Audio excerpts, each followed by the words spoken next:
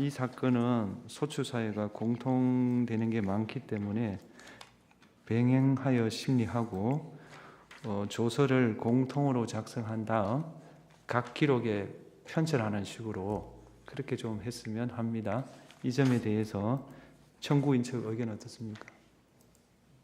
예, 이견 없습니다. 피청구인들 의견은 어떻습니까? 예. 그러니까 조서는 다 하나로 작성하고요. 그걸 이 사건 이렇게 중복해서 편철하는 방식으로 하겠습니다. 이게 아마 가장 시간이 절약되는 방식입니다. 출석을 확인하겠습니다. 청구인 소추위원 나오셨고요. 그 다음에 법무법인 커넥트 송효석 변호사님, 노희범 변호사님, 그 다음에 사모 사건의 이창수 검사장님, 네, 조상원 사장님, 그 다음에 최재훈 부장님, 네, 나오셨고요. 대리인으로 3 사건의 리우 이완수 변호사님, 4호의 5일 윤경훈 변호사님, 네, 그 다음에 5호의 율촌 서형석 권성국 강병효 변호사님. 네. 오늘 진행 순서를 말씀드리겠습니다. 소추 사실 요지를 진술하고 각 피청구인 측에서 의견을 진술하겠습니다. 준비기일 결과를 변론에 상정하고 제출된 서면을 확인하고 각기 변론의 기회를 부여하겠습니다. 마지막에 증거 체부를 결정하고 증거 조사를 하겠습니다. 먼저 소추 사실 요지를 청구인 측에서 30분 범위 내에서 해 주십시오. 예.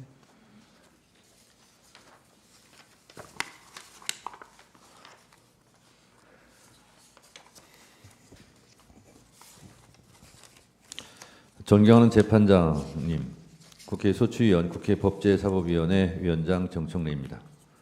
다른 사건으로 눈코 틀 새 없이 바쁘신 와중에도 그동안 수차례 변론 준비 기일에 이어 오늘 변론 기일에 이르기까지 쏟으신 노고에 경의를 표합니다.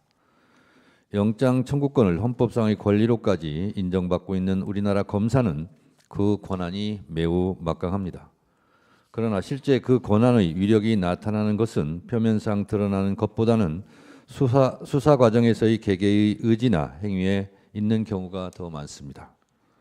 즉 검사는 수사를 개시할 대상을 정할 수 있고 그 정한 대상자에 대하여 어느 정도의 강도로 어느 정도의 기간 동안 수사할 것인지를 결정하며 그 수사 결과에 따라 어떤 죄명을 선택하여 기소하고 때로는 어떤 이유를 붙여 불기소할 것인지를 결정합니다. 심지어 있는 것을 없는 것으로 없는 것을 있는 것으로 사건을 축소, 왜곡, 과장한다는 국민적 의혹이 있는 것도 엄연한 현실입니다. 대한민국 검찰은 실질적으로 수사권, 기소권, 영장 청구권을 독점하여 견제받지 않는 무소불위의 검찰 권력, 통제받지 않는 검찰공화국이라는 오명과 원성이 높습니다. 검찰개혁에 대한 국민적 여망이 높은 이유입니다. 수사에 대한 절차는 대개 정해져 있기는 하나 실제 운용되는 현실에서는 개개의 행위와 결정에 대하여 모두 구체적인 법령으로 정할 수도 없어서 각 검사들이 양식에 맡겨져 있는 경우가 허다합니다. 그렇기에 검사에게는 다른 공무원들보다는 더 엄격한 법적, 윤리적 기준이 적용되어야 하고 민주적 통제와 견제의 폭이 더욱 넓어져야 하는 것입니다. 실제 검사들의 권능은 국민들의 일상을 송두리째 바꿔놓을 수 있을 정도로 막강한 것이어서 검사들의 수사와 결정은 국민들에게는 가장 큰 침입적 행위가 된다는 점은 주지의 사실입니다. 그렇기에 검찰청법 제4조 1항은 검사는 공익의 대표자로서 그 직무와 권한을 행사하여야 한다고 규정하고 있고 제4조 3항은 검사는 그 직무를 수행할 때 국민 전체에 대한 봉사자로서 헌법과 법률에 따라 국민의 인권을 보호하고 적법 절차를 준수하며 정치적 중립을 지켜야 하고 주어진 권한을 남용하여서는 아니 된다고도 규정하고 있습니다. 그러나 막강한 권한을 가진 검사 권력에 대한 견제는 검찰 조직의 자체 감찰로는 턱없이 부족합니다. 결국 국민을 대변하는 국회에서 상시적으로 감시할 수 있어야 하며 혐의가 짙고 엄중한 경우에는 그 탄핵의 허들을 낮추어 언제든 상시적으로 탄핵할 수 있도록 하여야 합니다. 그렇게 하여야만 검사들의 행위에 대해 사후적으로도 통제가 강화될 뿐만 아니라 사전적으로도 견제의 효과가 도모될 것입니다. 본건에서 문제되는 이른바 도이치모터스 주가 조작 사건은 2013년 서울경찰청 중대범죄수사과에서 내사에 착수하였다가 현직 고위직 검사의 배우자가 대상이었다는 이유로 수사 무마 의혹을 받은 사건입니다. 재판관님들께서도 주지하고 계신 바와 같이 도이치모터스 주가 조작 사건의 관련 범죄자들이 모두 철저하게 수사받았고 혐의자 대부분이 기소되어 유죄를 선고받았습니다. 그러나 유독 한 사람만이 다른 사람들과 달리 공정한 조사를 받지 않았고 아직까지도 아무런 처벌도 받지 않고 있습니다. 검사가 최선의 노력을 다하여 수사를 한 후 불기소 처분을 하였다면 설령 그 결정이 잘못이 있더라도 위법 행위라 할 수는 없을 것입니다. 국회는 적법한 직무집행을 한 피청구인들의 행위를 문제 삼고 있지는 않습니다. 국회가 피청구인들에 대하여 탄핵 소추 의결을 한 것은 피청구인 등이 김건희 여사에 대한 불기소 결정을 하였기 때문만은 아닙니다. 피청구인들이 위 사건을 처리하면서 헌법과 법률에 따라 검사에게 부여된 책무를 이행하지 않았다는 의혹이 있기 때문입니다. 2024년 5월 인사권자인 윤석열 대통령이 자신의 아내인 김건희 여사에 대해 직접 수사하려던 당시 서울중앙지방검찰청 수사지휘 라인을 교체하여 피청구인 이창수, 조상원, 최재훈을 각각 서울중앙지방검찰청 검사장, 서울중앙지방검찰청 제4차장, 서울중앙지방검찰청 반부패수사 제2부장으로 임명하였습니다. 이후 피청구인들은 당시 이원석 검찰총장이 김건희 여사 소환 조사가 원칙임을 강조하였음에도 불구하고 검찰총장에게 수사 절차에 관한 상세한 보고 없이 김건희 여사 쪽이 지정한 대통령 경호처 부속 청사에 비공개 출장 조사를 시행하였습니다. 대한민국 어떤 피의자가 이런 대접을 받은 적이 있습니까? 피청구인들은 수사를 담당하는 검사의 휴대폰을 반납당하며 피의자를 조사하는 초유의 황제 조사가 진행되었다는 언론 보도가 줄을 이었고 공범으로 지목된 자에 대한 기존의 수사 및 공판 과정에서 나온 증거들을 고려하지 않았다는 의혹이 있고 김건희 여사에 대하여는 강제 수사를 하지 않는 등 불충분하고도 불공정한 수사를 통해 이 사건에 대해 불기소 처분을 내렸다는 국민적 공분이 큰 것이 사실입니다. 이에 당시 이원석 검찰총장은 법 앞에 예외, 특혜, 성역은 없다는 원칙이 안 지켜졌다고 공개 비판하기도 했습니다. 또한 불기소 결정 이후 법령에 근거도 없는 이른바 레드팀의 검토를 마쳤다고 변명성 주장을 하고 하지도 않은 영장 청구를 하였으나 기각되었다는 등 허위에 가까운 보도자료를 작성, 배포하였다는 의혹에 많은 비판을 받았고 기자회견에서 허위성 꼼수 브리핑을 하였다는 언론과 국민적 비판도 많았습니다. 피청구인들의 행위는 대한민국의 형사 사법이 적법한 절차에 따라 정의롭고 공정하게 이루어진다는 국민들의 신뢰를 배반한 행위일 뿐만 아니라 국가의 공권력 행사가 불공정하고 자의적으로 행사됨으로 인하여 국가의 형사사법 질서에 미치는 부정적 영향 내지 해악이 매우 크다고 할 것입니다. 그러므로 피청구인들에게 보다 엄격한 법적, 윤리적 기준을 적용한 징계가 이루어져야 합니다. 그러나 검사징계법 제3조는 검사의 징계를 해임, 면직, 정직, 감봉 및 견책으로 구분하고 있을 뿐 국가공무원법 제79조에 규정하고 있는 다른 공무원과 달리 정작 파면에 해당하는 중징계는 존재하지 않습니다. 국회의 검사에 대한 탄핵이 용이해져야 하는 당위입니다. 그런데 수사 권한이 없는 탄핵 소추 주체인 국회가 본건과 같은 사건에서 탄핵 소추를 함에 있어 명확한 탄핵 소추 사유를 적시하고 모든 증거를 제시하여 탄핵의 인용을 받아내는 것은 현실적으로 쉽지 않은 문제입니다. 실제 수사를 했던 검사가 각 행위와 결정 당시 성실하고 엄격하게 수사하였는지 세부적인 자료를 확인한 것이 매우 제한적인 것도 크게 한몫을 한다고 할 것입니다. 그러므로 국회는 언론에서 드러난 사실과 그에 대한 검사들의 해명에 대해 국민의 눈높이에서 국민의 뜻을 대변하여 검사들의 행위가 헌법과 법률에 저촉되었는지를 세밀히 판단하여 탄핵을 할 수밖에 없습니다.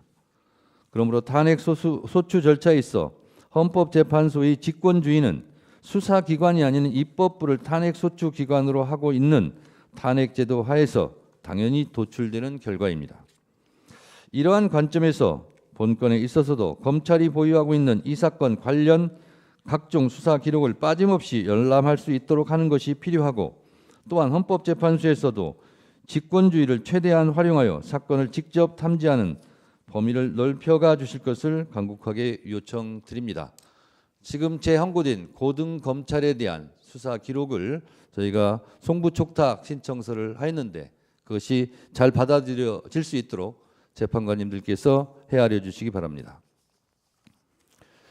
존경하는 헌법재판관님, 범죄를 수사하고 법을 집행하는 이른바 칼자루를 쥔 검사들이 아무리 현란한 말로 자신의 잘못을 가리려고 하더라도 국민들의 상식에 반하는 행동은 철저히 조사하여 그 잘못을 가리고 징계할 수 있어야 할 것이고, 이것이 국민 주권주의에 부합하는 제도 운영입니다. 피청구인들은 이 사건 수사 과정에서 법과 원칙에 따라 공정하게 철저하게 수사를 진행함으로써 국민적 의혹을 해소하는 것이 마땅하였음에도 불구하고 권력자인 대통령 배우자에게 면죄부를 주기 위하여 헌법 제7조, 헌법 제11조, 검찰청법 제4조의 평등의 원칙과 정치적 중립 의무 등을 명백히 위반하였다고 생각합니다. 형사사법 정의를 심각하게 훼손하였으며 국민의 법치주의에 대한 신뢰를 무너뜨렸다고 생각합니다. 모든 국민은 법 앞에 평등하다는 헌법 제11조의 헌법 정신에 따라 모든 아내도 법 앞에 평등해야 하지 않겠습니까? 헌법과 법률, 국민적 눈높이를 종합하여 살펴보건대 본건은 피청구인들의 파면을 정당화할 정도로 중대한 헌법과 법률 위반 의혹이 있는 경우이고 국민의 신임을 배반한 것이 명백하다고 할 것입니다. 존경하는 헌법재판관님들께서 대한민국의 공정한 상식이 회복되고 사법 정의와 헌법 질서를 수호하기 위해 피청구인들을 모두 파면하여 주실 것을 간절하게 호소드립니다. 감사합니다.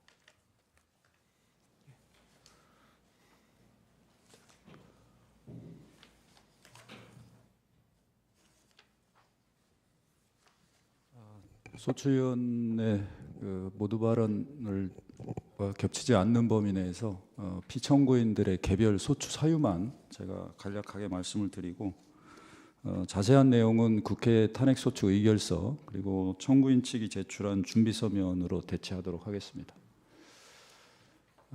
우선 이 건 탄핵소추 경위를 간략히 보시면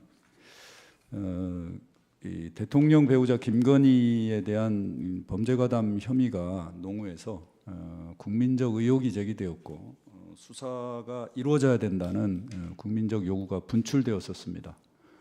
특히 2차 주가 조작 시기 108건의 통정 거래 중에서 48건이 김건희의 계좌가 활용됐고 공범들의 1, 2심 판결에 김건희의 이름이 117회 등장했습니다. 그리고 김건희는 이 도이치 주가 조작 사건을 통해서 약 23억 원의 이득을 취득했습니다.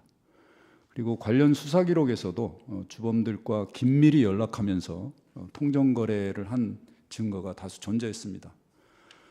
실제로 공범에 대한 2심 판결에서 김건희와 동일한 이른바 전주 계좌주였던 손모 씨에 대해서도 유죄가 선고됨으로써 법리적으로 충분히 유죄 선고의 가능성이 매우 높았던 사안이었습니다. 그럼에도 불구하고 당시 검찰은 검찰총장 배우자였던 김건희에 대한 수사는 전혀 이루어지지 않았고 2023년 2월 10일에 공범들에 대한 1심 유죄 선고가 있었고 2024년 9월 12일에 항소심에서도 유죄 선고가 있었습니다. 서울중앙지검이 도이치 사건 수사 지휘라인들이 2024년 5월 13일 전부 경질이 됐고요. 경질된 후 2개월이 채 안 돼서 김건희에 대한 방문 조사가 있었습니다. 방문 조사 후 김건희에 대한 불기소 결정이 2024년 10월 17일에 있었는데 불기소 사유의 주된 이유는 주가 조작 일당에게 계좌를 이용당한 피해자에 불과했다라는 것이 불기소 사유의 주된 이유입니다. 국회는 피청구인들에 대해서 탄핵소추 가결을 했습니다. 형사사법의 정의 그리고 법 앞에 모두 평등하다는 법치국가의 원칙이 지켜져야 된다는 뜻에서 수사 편의를 제공하고 출석 조사가 원칙임에도 불구하고 밀실에서 주문된 방문 조사를 수사한 점, 그리고 실질적인 주가 조작 사건에서 당연히 해야 될 압수수색이나 대질 조사 등을 전혀 하지 않은 사실상의 수사 유기, 그리고 다수의 유죄 증거가 있음에도 불구하고 불기소 결정을 한 점이 수사 과정에서의 위법 사실이 있었다는 점이었습니다. 더 나아가서 불기소 결정 이후에 국민적 관심사가 높은 사안이었기 때문에 언론사나 취재기자들의 기자회견 요구가 있었습니다. 그 기자회견장에서 보도자료로 허위에 사실을 왜곡된 보도자료를 발표하고 영장 청구 사실이 없었음에도 불구하고 김건희에 대해서 압수수색 영장이 청구됐으나 법원이 모두 기각했다라는 허위 발표까지 했습니다. 이 허위 발표는 당시 모든 언론사가 검찰이 청구한 영장을 법원이 기각했다라고 모든 신문이 보도를 했고 전 국민들이 검찰이 청구한 영장이 법원에서 기각된 것으로 보도가 됐고 그대로 믿게 되었습니다. 그 다음 날 2024년 10월 18일 날 2024년도 국회 국정감사에서 피청구인은 허위의 자료를 제출해서 마치 김건희에 대해서 영장 청구가 있었고 주가 조작 사건에 대해서 김건희와 같은 계좌주에 대해서는 압수수색을 한 적이 없다는 사실을 오인하게 만드는 허위의 자료를 작성해서 제출했습니다. 그리고 국회에서 같은 취지의 사실과 다른 증언을 하기도 했습니다.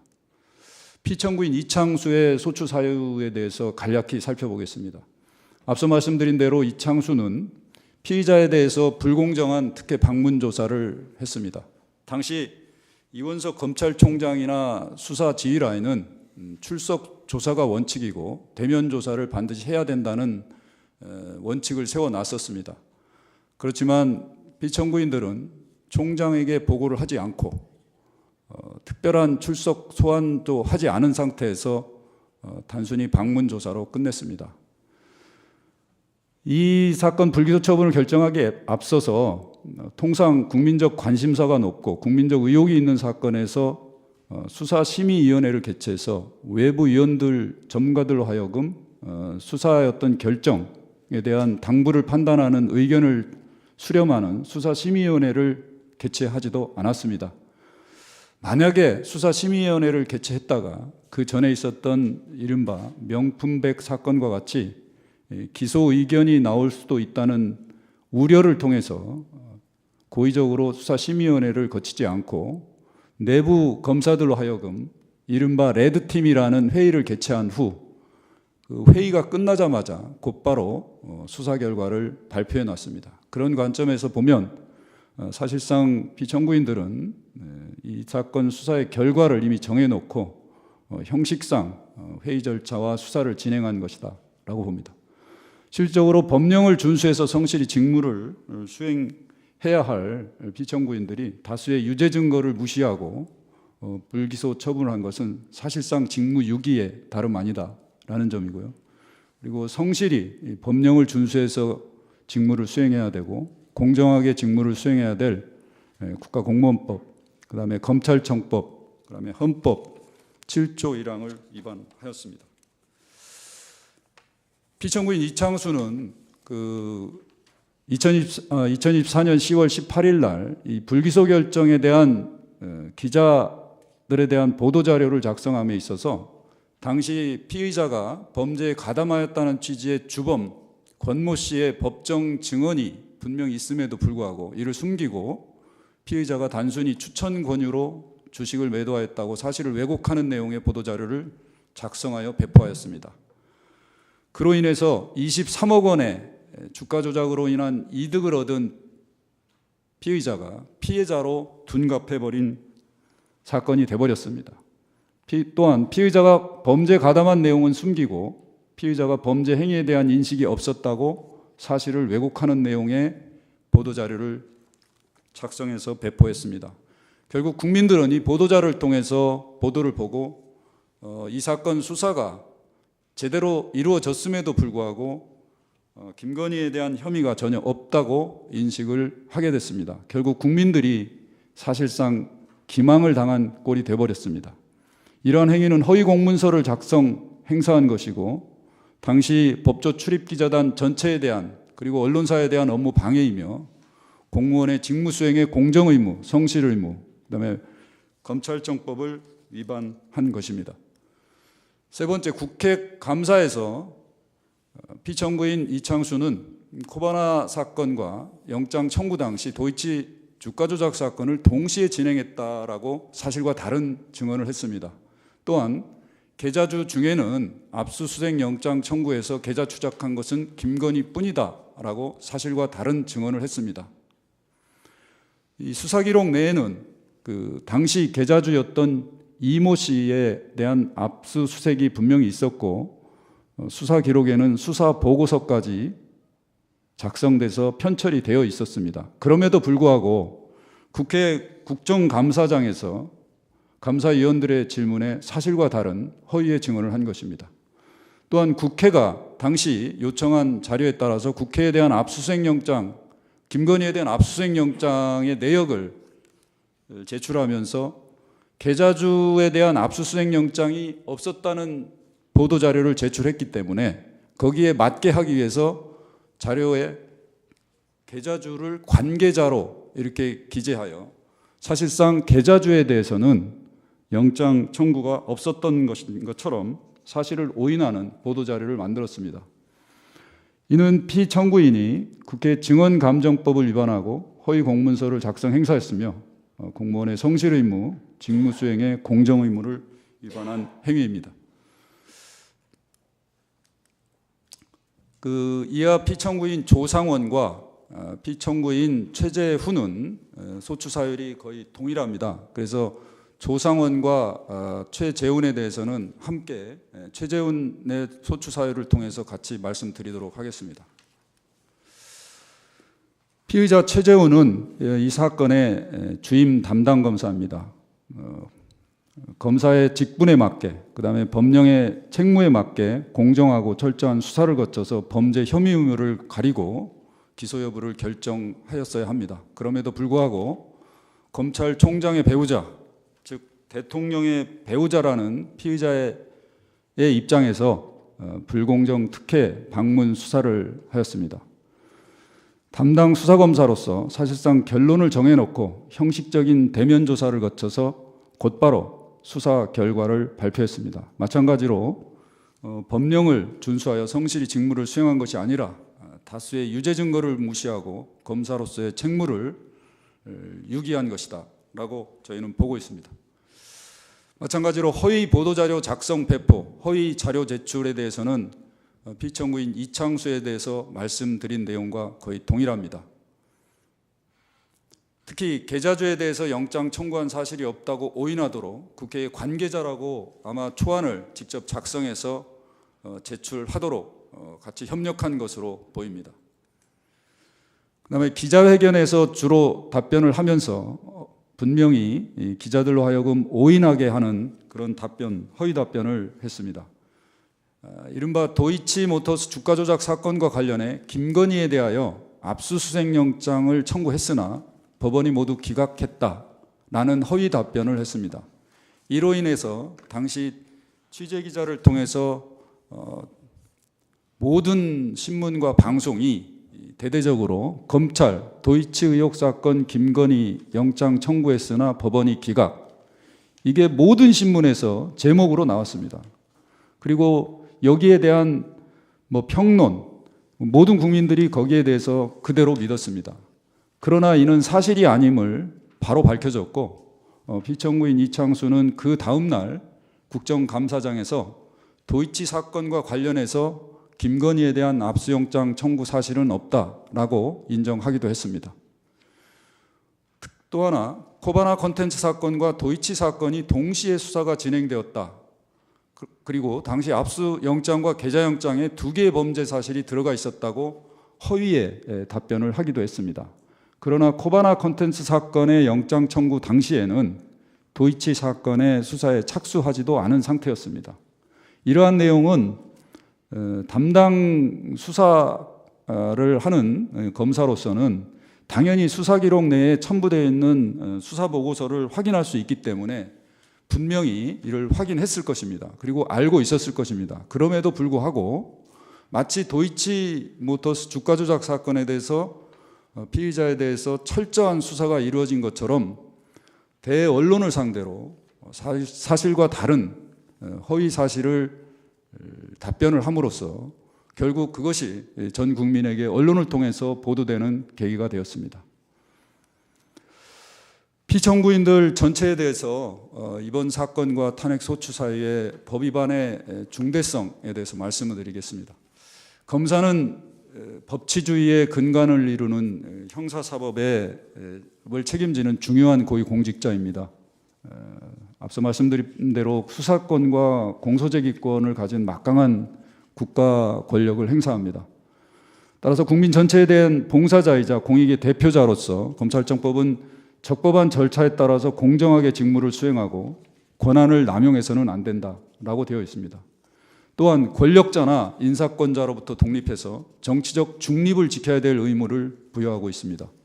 그럼에도 불구하고 피청구인들은 직분을 망각하고 본건에 대해서 대통령의 배우자라는 이유만으로 제대로 된 수사를 하지 않고 형식적인 대면 조사를 거쳐서 불기소 처분을 한 잘못이 있습니다. 국민적 관심사인 사건에 대해서 보도자료에 허위 내지 사실을 오인하는 내용을 기재한 것은 허위 공문서 작성 그리고 행사입니다. 이 사건은 단순히 취재기자나 언론사에 대한 업무 방해나 허위 공문서 작성죄를 넘어서서 언론과 국민을 기만한 것에 다름 아니라고 하겠습니다. 특히 국민적 관심사를 갖고 있는 사건에서 검찰이 수사 결과를 발표할 때 모든 언론과 모든 국민들은 검찰의 수사 결과를 관심을 갖고 지켜볼 수밖에 없습니다. 그리고 그것을 통해서 국가 권력의 어떤 행사의 정당성이나 투명성을 확인할 수 있습니다. 특히 민주주의 사회에서 언론은 이렇게 중요한 사회적 공익 역할을 하고 특히 대의민주주의 하에서 언론의 역할은 매우 중요합니다. 그런데 피청구인들이 대언론에서 특히 기자회견에서 사실과 다른 보도자료를 작성하고 사실과 다른 기자 답변을 통해서 이러한 민주주의의 언론의 기능을 형해하고 국민의 신뢰를 배반했습니다. 검찰의 직무수행과 검사의 공정한 수사에 대한 국민의 신뢰를 떨어뜨리고 국가 수사 기능을 무력화시켰습니다. 직무수행에서 헌법과 법률 위반으로 인한 국가의 형사사법에 관한 국민의 신뢰는 많이 상실됐고 법질서에 대한 부정적 영향 등 법익 침해가 매우 심대합니다. 특히 대통령이 배우자였기 때문에 이 사건에 대해서 많은 국민들은 철저히 수사되고 법 앞에 모두 평등하다는 것을 보여줄 것으로 기대했으나 그 기대에 전혀 미치지 못했습니다. 위법한 직무수행을 한 공직자들의 직무를 계속적으로 수행하도록 하는 것은 탄핵심판제도의 취지에 부합하지 않습니다.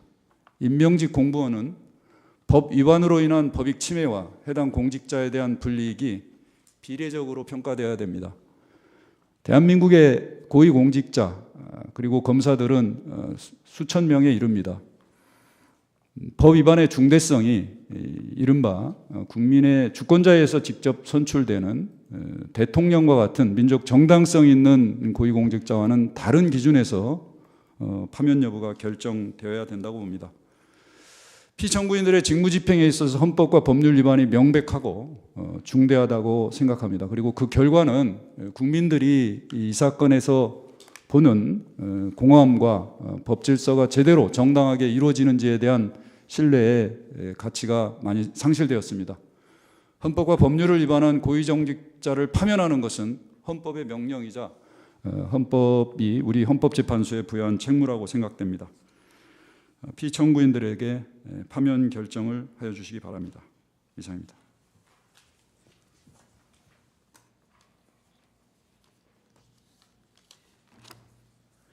예, 2024 헌나 3 피청구인 대리인 의견 진술해 주십시오.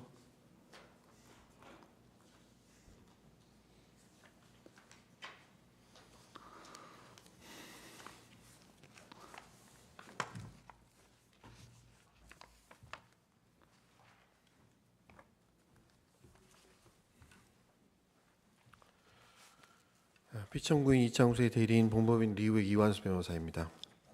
피청구인을 위해서 청구인의 소추 사유 주장에 대해서 답변을 드리도록 하겠습니다. 다만 이미 3번의 준비기일 등 준비 절차를 거친 사건이고 피청구인 이창수 측은 근거 없는 청구인 측의 일방적 주장과 관련해서 이미 모든 쟁점에 대해서 서면으로 충분한 답변을 드린 상태이므로 그 자세한 답변은 서면으로 가름하기로 하고 오늘은 간략하게 이미 서면으로 말씀드린 저희 주장을 구두로 정리하여 말씀드리도록 하겠습니다. 먼저 저희는 본건 탄핵소추가 남용됐다고 주장합니다. 아시는 것처럼 국회는 1년의 탄핵소추 결의를 하였고 이는 우리 헌정사상 초유의 일이었습니다. 너무 많은 탄핵사건이 헌법재판소에 계속되는 바람에 헌법재판소의 업무가 마비될 지경이 되었습니다. 그야말로 비상시에나 발동하는 예외적 제도여야 할 탄핵이 상시적 제도가 되기에 이르렀습니다. 그 중에서도 이 사건 3인의 검사에 대한 탄핵은 다른 탄핵과도 또 다른 것입니다. 다른 탄핵 사건들은 계엄 사건과 조금씩이라도 관련된 부분이 있는데 이 사건은 그와 아무 상관없이 일상적 형사 절차 속의 문제로 의결된 것입니다.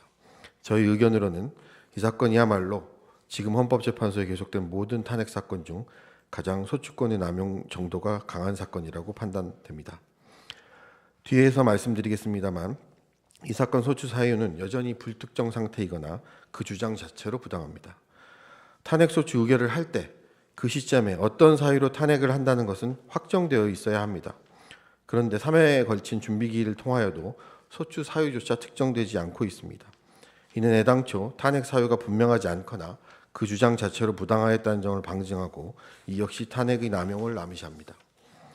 사실 이 사건 탄핵 소추는 김건희에 대한 불기소 처분이 부당함을 다투는 것에 불과합니다. 불기소 처분에 대하여 항고, 재항고, 재정신청 등으로 불복 제도가 마련되어 있습니다. 국민들 사이에 오랫동안 정상적으로 작동해온 제도입니다. 본건에서도 실제 당해 사건의 고발인은 항고로 다투고 있기도 합니다. 그럼에도 불구하고 국회는 이 사건 탄핵 소추를 의결하였습니다. 이는 사건의 불복과 재심사를 내용으로 하는 기존의 사법제도상 불복 절차를 이탈해서 직접 공무원 개인을 공격하는 행위입니다. 이는 국회 혹은 집권당이 어떤 사법적 판단에 불만이 있는 경우 수십 년에 걸쳐 확립되고 운영되어 온 불복 절차를 통하지 아니하고 공무원 개인을 공격하는 방식으로 대응할 수 있음을 의미합니다. 이번에는 그 불만의 대상이 불기소 처분이지만 다음에는 자신들에 대한 기소 처분일 수도 있고 그 다음에는 법원의 판결이나 헌법재판소의 심판이 될 수도 있습니다. 이는 입법 권력의 행정권, 사법권에 대한 실질적 장악수단이 될 수 있고 일반 국민들은 할 수 없는 불기소 처분에 대한 특권적 불복에 해당합니다. 따라서 이는 헌법 정신에 반하는 탄핵 소추권의 남용이라는 의심을 피할 수가 없습니다. 이 사건의 소추 사유로 제시된 사정들은 그간 기각된 사건들에도 전혀 비할 바 못될 정도로 사실 무근이거나 사소한 것들입니다. 그럼에도 굳이 탄핵 소추에 나선 것은 피청구인에 대한 탄핵 소추가 인용되어 피청구인이 파면될 것을 기대해서가 아니라 서울중앙지검장의 직무를 일정 기간 정지시키는 것이 목적일 것이라고 생각할 수밖에 없습니다. 만약 그러하다면 이는 탄핵 소추 제도의 본말이 전도된 것이 아닐 수 없습니다. 우리 헌법상 탄핵 소추 제도는 사법적 제도로서 공무원 개인에 대한 심판 절차입니다. 그런데 이 사건 탄핵 소추가 결의되는 경위, 과정 및 소추 사유들을 보면 검찰 조직 전체에 대한 정치적 책임 주공을 피청구인들 개인에게 하고 있는 것으로 보이는 부분이 많습니다. 이 역시 탄핵소추권의 정치적 남용이라고 할 것인 바 다른 사건에서는 몰라도 이 사건만은 재판부에서 그와 같은 정치적 의미가 아닌 사법적 기준으로 살펴주시기를 요청드립니다. 이 사건 탄핵소추가 남용되었다는 점에 대하여는 여러 언론사의 사설이나 법조인들의 수많은 비판이 있었습니다. 이 부분 증거로 제출하였으니 신중하게 살펴주시기 바랍니다. 무엇보다도 헌법 전공 교수들께서도 탄핵이 남발되고 비정상이 일상화되었다.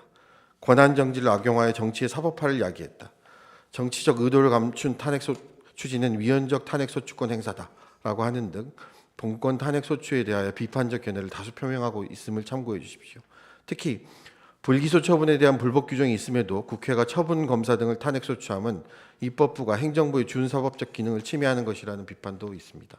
이러한 의견도 모두 증거로 제출하였으니 신중하게 살펴주시기 바랍니다.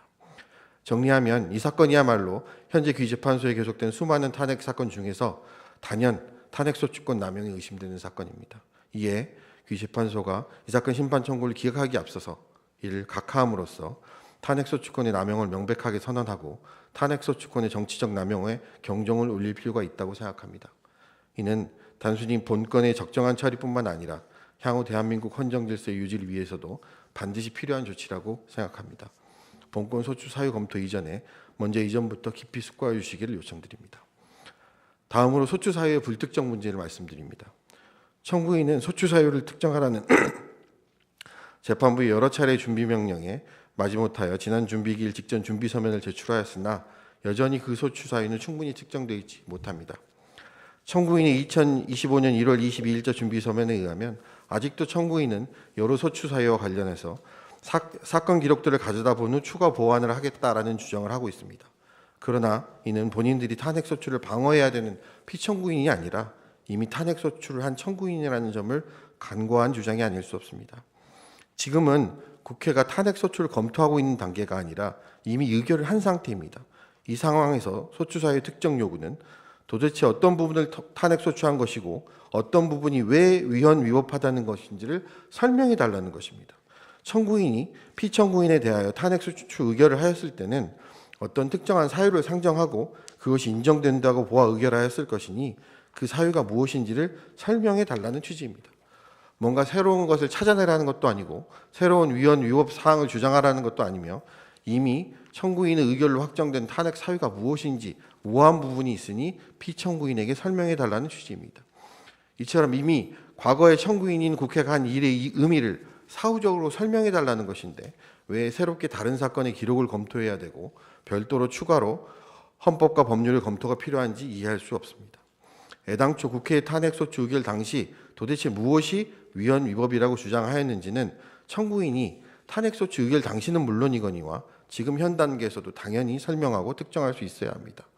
청구인이 이미 의결은 하였는데 그 사유는 잘 모르겠다, 더 검토해 보아야 하겠다라는 주장은 허용될 수 없다고 생각합니다. 귀재판부의 준비명령에 대한 청구인의 계속된 답변 회피나 지연은 그 자체로 본건 소추 사유가 불특정 상태라는 방증이며 청구인이 청구인도 특정하기 어려운 풍문 정도에 불과한 의혹이나 두루뭉실한 사유를 들어 피청구인을 무리하게 탄핵소추하였음을 고백하는 것에 다름없으므로 소추 사유로 기재된 내용들에 대한 구체적 본안 심리에 나아가기 앞서 이 사건 심판 청구를 각하하는 것이 타당하다고 사료됩니다. 나아가 소추 사유의 부당성 문제에 대해서 말씀드리겠습니다. 앞서 말씀드린 바와 같이 여전히 소추 사유가 특정되어 있지 않지만 피청구인은 아직 탄핵소추 사유가 불특정한 상황 속에서도 선제적으로 가정적으로 이미 주장과 입증을 해왔습니다. 벌써 관련해서 5번의 답변서와 준비서면을 제출하였고 그 설명으로 소추 사유의 부당성에 대한 충분한 설명은 드렸다고 생각합니다. 따라서 이를 다시 장황하게 반복하여 말씀드릴 필요는 없다고 판단됩니다. 기제출된 서면을 충분히 살펴주시기 바랍니다. 아래에서는 간단히 청구인의 주장만 반박하겠습니다. 청구인은 김건희에 대한 방문조사가 특혜이고 이는 헌법상 평등의 원칙을 위반하고 정치적 중립의무를 저버린 것이며 공무원의 공정의무 성실의무를 위반한 것이라는 주장을 하고 있습니다. 그러나 대통령 영부인은 법률에 의하여 대통령이 준하는 경호를 받는 지위에 있고 검찰이 그 경호를 수사를 위해서 배제할 권한을 가지고 있지 않습니다. 국회가 제정한 법률에 의해서 제공되는 경호 문제를 수사 장소를 정함에 있어 고려하는 것이 어떻게 특혜가 될 수 있다는 것인지 이해할 수 없는 주장입니다. 평등 원칙은 같은 것은 같게, 다른 것은 다르게 대하는 원칙이지 모든 것을 똑같이 하라는 것이 아닙니다. 수사기관은 수사 장소를 포함한 수사 방법에 관한 판단에 광범위한 재량권이 있습니다.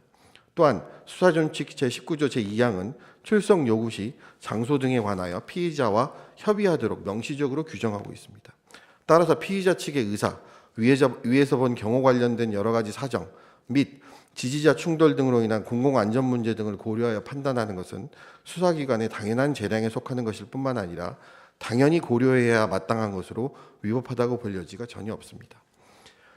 청구인 측은 김건희 여사 측이 중앙지검 소환조사를 응하지 않으면 강제수사라도 했어야 한다는 주장인 듯 하나 당시 체포영장을 받을 정도의 혐의 입증도 없었을 뿐더러 가사 달리 보더라도 대통령 경호처의 경호 상태에서 강제수사를 위한 체포 구금이 얼마나 어려운 문제인지는 이번에 명확히 드러난 바 있습니다. 본건에서 그런 전 국가적 혼란을 야기하고서라도 강제수사를 했어야 한다고 주장하는 것은 비례의 원칙에 맞지 않는 비현실적 주장입니다. 또 청구인은 자꾸 방문조사라는 용어를 사용하는데 방문조사는 피의자의 주거나 사무실 등에 가서 하는 조사인 것이고 본건은 피의자의 주거도 사무실도 아닌 제3의 장소에서 실시된 엄연한 소환조사입니다. 앞서 말씀드린 경호 문제로 인하여 경호처의 관할 건물로 소환하기는 했지만 그렇다고 해서 그 건물이 피의자 김건희의 주거나 사무실도 아니고 달리 김건희에게 익숙한 장소도 아니므로 피의자 김건희가 정신적으로 편안해할 여건이 전혀 아니었습니다. 따라서 청구인의 방문조사 용어 사용은 사실관계를 호도하는 주장에 불과합니다. 나아가 방문조사라 하더라도 그 자체로 이례적인 것은 아닙니다. 경호의 수준이 한참 다른 전직 영부인들에 대한 조사의 경우에도 방문조사나 서면조사로 그친 선례가 많이 있습니다.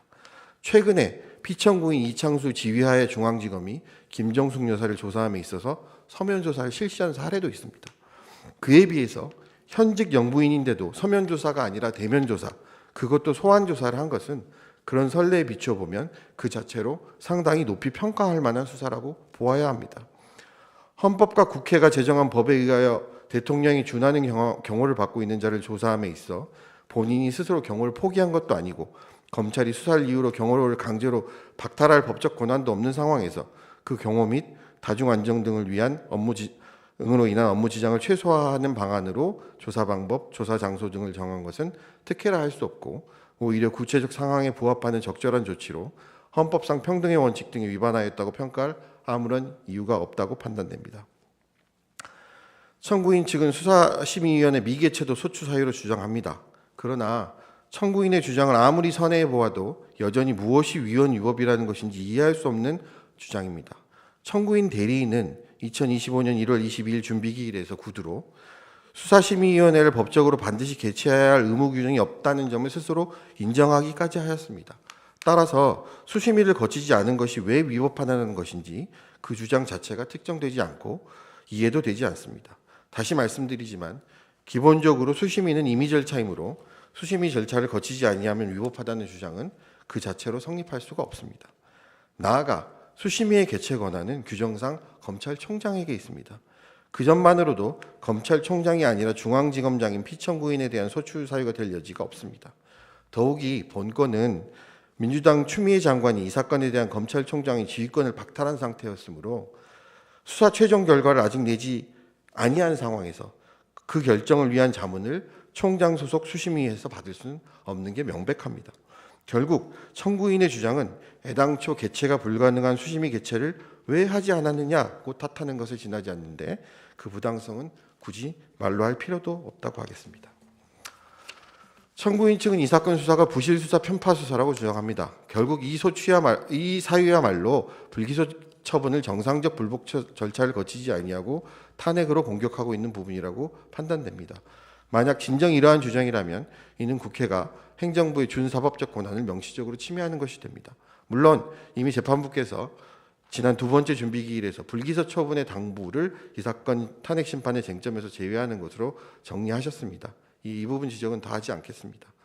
한편 불기소 처분의 당부를 제외하면 이 부분 소추 사유는 그저 추상적 비난만 있을 뿐 구체적으로 어떤 행동, 어떤 조치가 잘못이라는 것인지 여전히 이해가 되지 아니합니다. 검사의 정당한 불기소 판단을 아무 구체적 근거 제시도 없이 부실 수사라고 비난하는 것에 불과합니다. 만약 이 소추 사유를 소추서에 기재된 바와 같이 왜 김건희에 대한 압수수색을 하지 않은 것인가라고 이해하더라도 이는 검찰 전체에 대한 정치적 비판일 수는 있어도 피청구인 개인에 대한 탄핵 소추 사유가 될 수는 없습니다. 압수수색은 수사 시 항상 해야 하는 것도 아니고 아무 때나 무작정 압수수색을 하는 것도 아닙니다.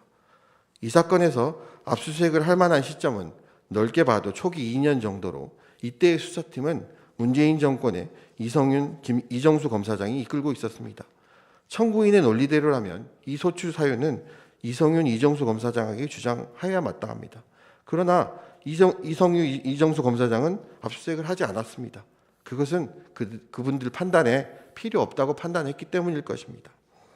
압수수색을 하느냐 여부는 수사기관의 재량 사안으로 압수수색을 일률적으로 하지 않았다고 위법할 일도 없지만 가사 진정 그것이 진짜 문제가 된다 하더라도 피청구인 근무 당시의 문제가 아니라 이성윤, 이정수 검사장 당시의 판단에 따른 결과이므로 이를 피청구인에게 탄핵소추 사유로 주장하는 것은 그 자체로 부당합니다.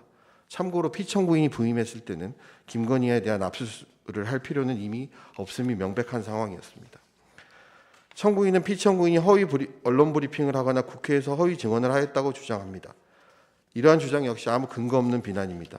일단 피청구인이 언론 브리핑에 참석한 적이 없으므로 그 부분 주장은 그 자체로 무리한 의결이었습니다. 피청구인은 과거 수사 상황을 직접 알지 못하기 때문에 보고를 통해서 사실을 파악하였고 본인이 보고받아 알고 있고 인식하고 있는 그대로 국회에서 말씀드렸습니다.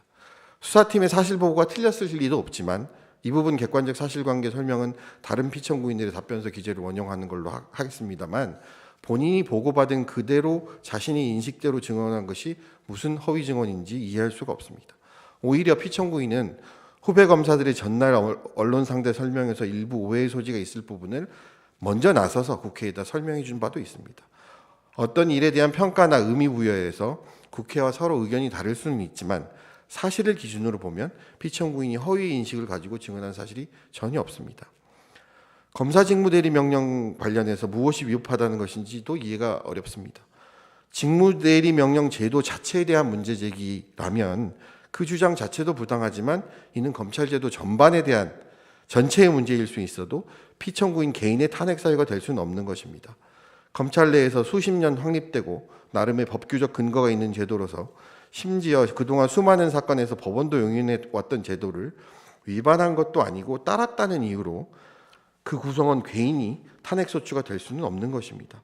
아마 청구인 측은 이 문제에 대한 헌법재판소 입장을 받아내서 이재명 대표 재판 전체를 무효로 만들겠다는 의도로 본건과 전혀 맥락이 맞지 않는 이 부분 소추 사유를 갑작스럽게 추가한 것으로 보이는데 탄핵소추 제도가 이런 목적으로 사용되었다면 그 자체로 문제입니다. 다음으로 피청구인의 승낙 이후에 수사팀이 구체적으로 도움받는 과정에서 절차적 문제가 있다는 주장도 하고 있습니다. 그런데 김민구 검사에 대한 직무대리 명령은 필요한 때 수차 적절하게 이루어진 바 있어서 어떤 절차적 흠결도 없을 뿐만 아니라 직무대리 명령 신청 절차와 사유는 수사팀의 전결로 진행되는 사항으로 피청구인은 전혀 관여하지 아니하므로 그 과정에 무슨 문제가 있다 하더라도 그 자체로 피청구인의 탄핵 사유가 될 여지는 없습니다. 그런데도 왜 이 문제를 유독 피청구인만을 상대로 탄핵 사유라고 주장하는지는 이해가 되지 않습니다. 이상에서 본건 탄핵 소추가 남용된 사정, 소추 사유가 여전히 불특정되어 있는 사정에 대해서 말씀드렸고 소추 사유도 성립할 수 없다는 점을 말씀드렸습니다. 상세한 내용은 수차 제출한 서면을 잘 살펴주시기 바랍니다. 이미 소추 사유가 인정되지 아니하므로 중대성 요건은 볼 필요도 없겠지만 혹 견해를 달리하시더라도 이 건 소추 사유 중 고위공직자의 파면을 정당화할 정도의 중대한 사정은 없습니다.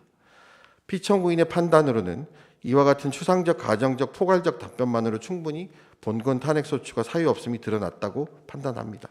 탄핵소추 제도는 국가적 제도적 의미도 있습니다만 공무원 개인에게는 공무담임권, 인격권, 행복추구권의 침해이기도 합니다. 별다른 뚜렷한 사유도 없이 국회가 의결하였다는 이유만으로 직무집행이 장기간 정지되는 것은 그 자체로 국가적 낭비일 뿐만 아니라 개인적으로 중대한 피해를 입고 있는 것입니다. 이에 피청구인은 금일 변론을 종결하시고 빠른 시간 내에 탄핵 소추를 각하 혹은 기각하여 주셨으면 합니다. 재판부께 선처를 호소합니다. 이상입니다.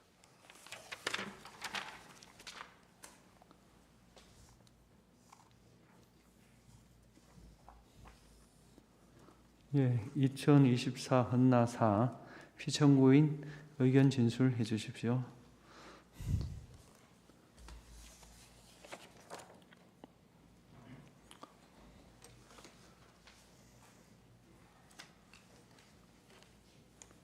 예, 의견 진술하겠습니다. 청구인이 주장하는 소추 사유의 큰 줄기는 김건희 여사에 대한 불기소 처분이고 세부적으로 수사 과정에서의 김건희에 대한 특혜 제공, 수사심의위원회 미개최, 부실 및 편파 수사, 허위 내용의 보도자료 및 공문서 작성과 배포 등으로 나눌 수 있습니다. 먼저 탄핵 심판은 일반적인 사법 절차나 징계 절차에 따라 소추하거나 징계하기 어려운 고위공직자나 법관 등과 같이 신분이 보장된 공무원의 헌법과 법률 위반 행위를 바로잡아 훼손된 헌법 질서를 수호하기 위한 제도인데 청구인의 소추 의결서 및 그 뒤 제출된 준비서면 그 어디를 보더라도 피청구인은 어떤 행위가 위헌 위법인지 그리고 그러한 위헌 위법 행위로 훼손된 헌법 질서가 무엇인지 구체적으로 특정할 수 없고 다만 피의자 김건희에 대한 피청구인의 불기소 처분이 부당하다며 그에 대한 불복 이유를 나열하고 있어 마치 불기소 처분에 대한 항고 이유서를 본 듯한 느낌을 지울 수 없습니다.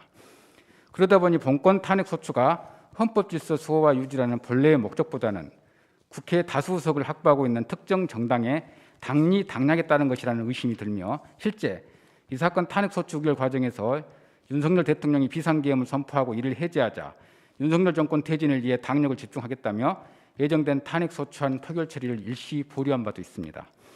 거기에 22대 국회 개원 6개월 만에 피청구인을 비롯해 16명에 대한 탄핵 소추안이 발의되는 등 무차별적인 탄핵 소추권이 행사되고 있어 탄핵 소추 제도의 본래 취지와는 다르게 특정 조직을 찍어내고 길들이는 수단으로 남용되고 있다고 보여집니다. 이러한 점에서 본건 탄핵 심판 청구는 청구인의 소추 재량권을 현저히 일탈하였다고 보여져 각하 내지 기각함이 상당하다고 사료됩니다. 또한 세부적인 탄핵 사유를 보더라도 어느 하나 탄핵 소추 사유로 삼기에는 부적합합니다. 첫째, 청구인은 피의자 김건희에 대한 출장조사 내지 방문조사를 통해 특혜를 제공하였다고 주장하지만 이는 관련 법령과 전례에 따라 현직 대통령의 배우자인 김건희에 대한 경호와 보안을 위해 제3의 장소에서 조사가 이루어졌으며 그 전에도 사건의 성격과 피의자의 지위, 건강 상태를 고려하여 제3의 장소에서 여러 차례 출장조사가 이루어진 만큼 이례적인 특혜를 제공하였다고 보기 어렵습니다. 특히 1997년 4월 19일 한보 정투수 회장으로부터 정치자금을 받았다는 의혹이 제기된 김수환 전 국회의장과 2012년 2월 19일 새누리당 전당대회 돈봉투 살포 의혹을 받았던 박기태 전 국회의장에 대하여 각 한남동 국회의장 공간에서 방문 출장조사가 이루어진 바 있는데 당시 검찰은 국회의장에 대한 애우와 전례를 고려해 출장조사를 하기로 했다고 발표한 바 있습니다. 만약 현 국회의장이 비리 의혹이 있어 이에 검찰이 국회의장 공간에서 출장 방문 조사를 실시하였더라도 국회가 특혜 운운하며 평등원칙을 위반하였다며 출장 조사한 검사를 탄핵 소추 의결할 수 있을지 반문해 봅니다. 둘째, 청구인은 김건희에 대한 불기소 결정에 앞서 수사심의를 거치지 않아 공무원의 성실 의무와 공정 의무를 위반했다는 취지로 주장하나 수사심의의 개최는 법령에서 강제되는 의무사항이 아니기 때문에 이를 개최하지 않았다 하여 곧바로 피청구인이 그 어떠한 직무를 위반한 것으로 볼 수 없다고 사료됩니다.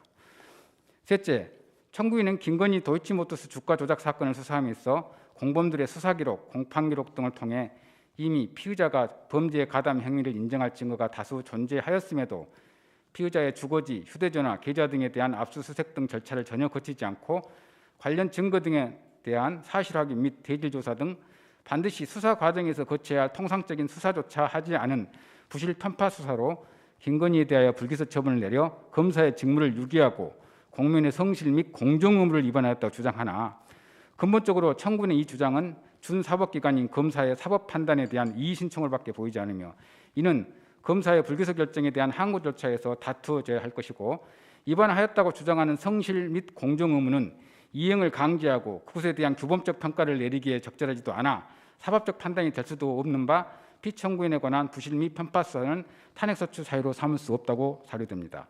또한 형법 제122조 소정의 직무유기죄에 있어서 직무유기란 공무원이 법령 내규 등에 따른 추상적 성실 의무를 게을리하는 일체의 경우를 말하는 것이 아니라 직장의 무단 이탈, 직무의 의식적 포기 등과 같은 방해 행위를 가리키는 것으로 검사인 피청구인의 수사 내용이나 증거에 관한 판단이 불만족스럽다 하더라도 곧바로 피청구인이 직무를 유기하고 성실 및 공정 의무를 위반하였다고 볼 수는 없습니다.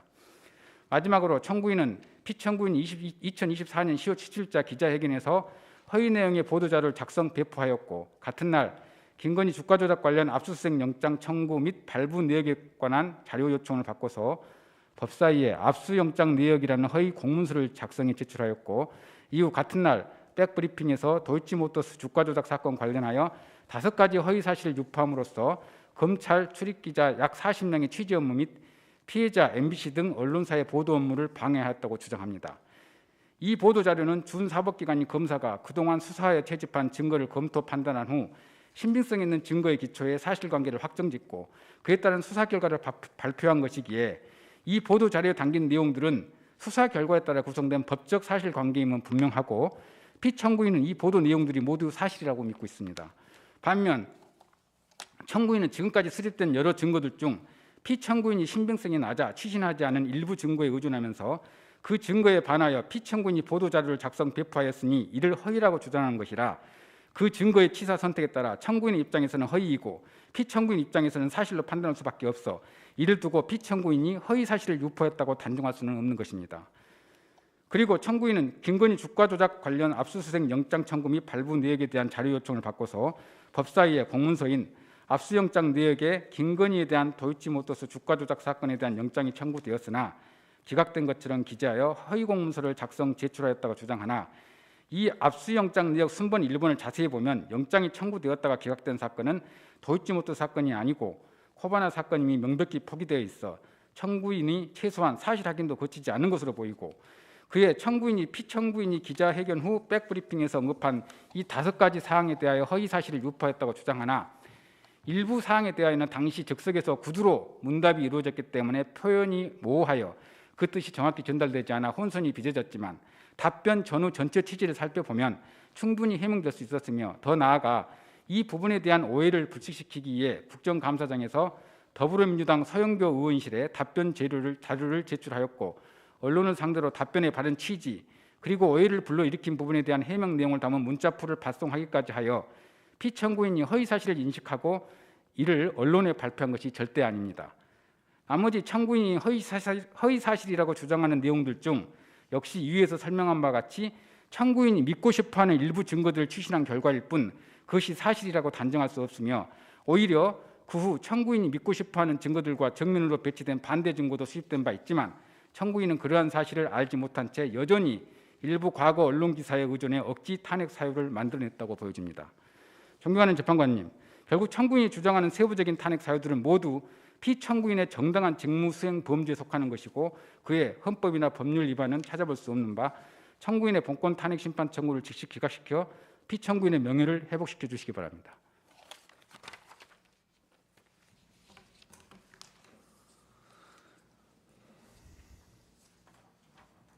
예, 2024 헌나오 피청구인 의견 진술하십시오.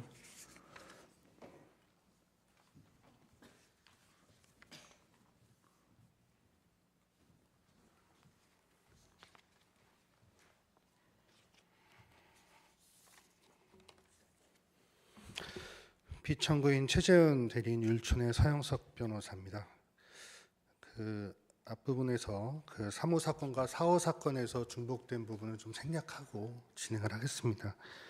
각하 사유에 대한 주장은 앞에서 충분히 이루어진 것 같아서 생략하도록 하겠습니다. 탄핵 소추 사유 관련돼서 말씀드리겠습니다. 이 사건 심리 대상은 김건희에 대한 불기소 처분의 당부 그 자체는 될 수가 없습니다. 피청구인이 김건희를 봐주어 불기소 처분을 목적으로 어떤 구체적 행위를 하였는지가 문제된다고 할 것입니다.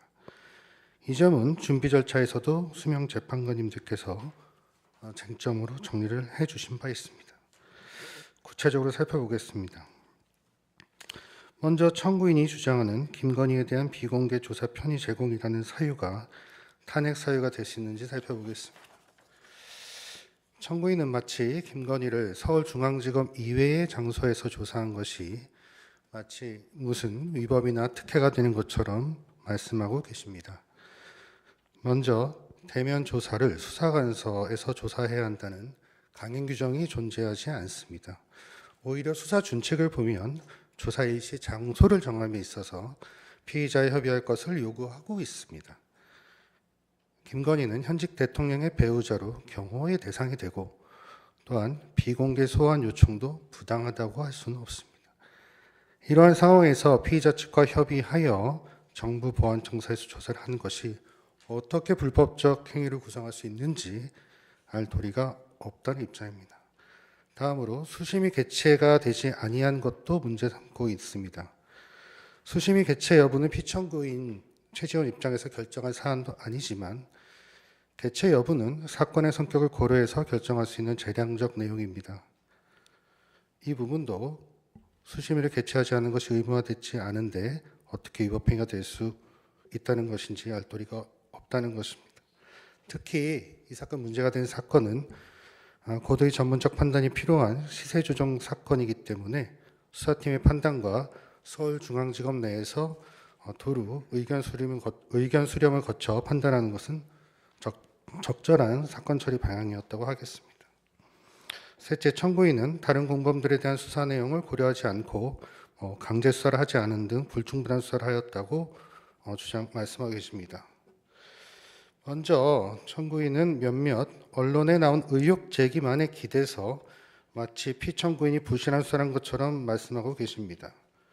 그러나 앞서 말씀드린 바와 같이 피청구인의 구체적 행위를 특정함이 없이 피청구인이 부실한 수사를 하였다고 주장하는 것은 결국은 이 사건 불기소 처분의 당부를 다투는 것과 동일한 주장이 될 수밖에 없는 것입니다.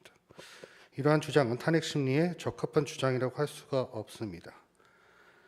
이는 마치 유죄의 증거가 있는데 왜 무죄 판결을 하였느냐, 무죄의 증거가 있는데 왜 유죄 판결을 하였느냐 하면서 법원 앞에서 피켓 시위하는 것과 다를 바가 없는 모습입니다. 청구인은 피청구인이 김건희에 대한 계좌, 주거지, 휴대전화 등에 대한 압수수색을 하지 아니한 부작위가 위법 위헌적인 행위라고도 합니다. 피청구인 최재훈은 이 사건 수사가 개시된 후 3년 6개월이 지난 뒤 부임하였습니다. 그동안 여러 차례 수사팀이 변경되면서 청구인이 문제 삼은 압수수색은 이루어진 바 없습니다. 전임 수사팀 역시 압수수색 필요성이 있다고 판단하지 않았고 피청구인 역시 반부패 2부장으로 부임한 뒤 당시까지 확보된 증거와 추가 수사를 통하여 압수수색이 필요하지 않다고 판단하였을 뿐 그 어떤 부정한 의도나 목적도 없었습니다. 마지막으로 기자회견에서의 거짓 설명 소추 사실 관련입니다.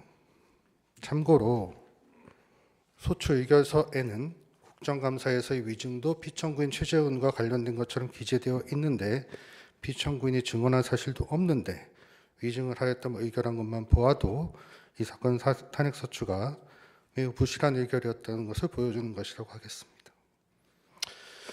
기자 간담회를 하게 된 것은 이 사건에 대한 사회적 관심이 지대하고 그동안 사실관계나 시세 조정의 법리에 맞지 않는 내용이 다소 무책임하게 보도되고 또 주장되어 왔기 때문에 그 처분의 이유를 상세히 설명드리기 위하여 마련된 것이었습니다.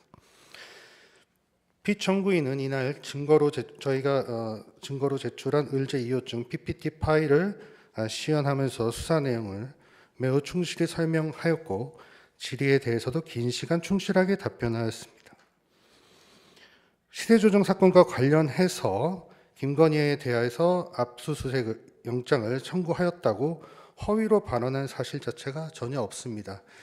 이 부분은 피청구인이 발언한 그 멘트 그대로가 아니라 발언한 내용을 조합해서 어떻게 해석해서 이해되고 그렇게 일부 보도가 된 것으로 보입니다.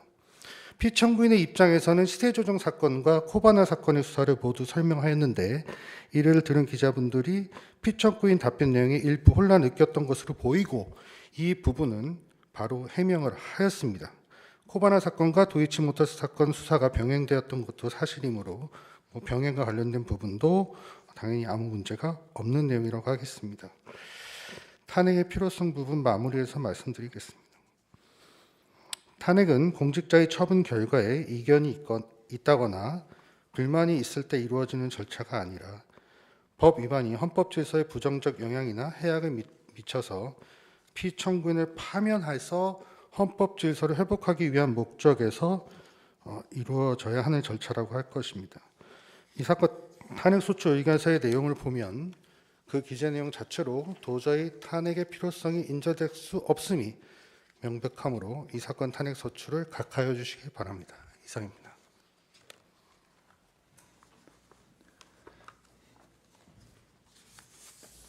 예, 준비 기일 결과를 변론에 상정하겠습니다.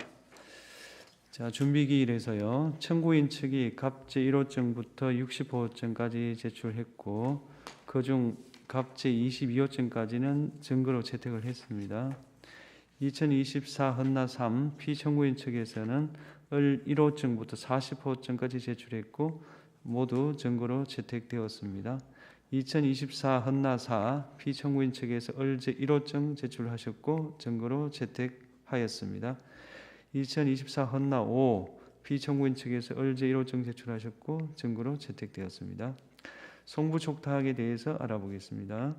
청구인 측에서 1월 7일 대법원에 기록, 그 다음에 고등검찰청의 1월 8일 기록에 대해서 송부 촉탁 신청을 해서 채택했고 1월 21일 고등검찰청으로부터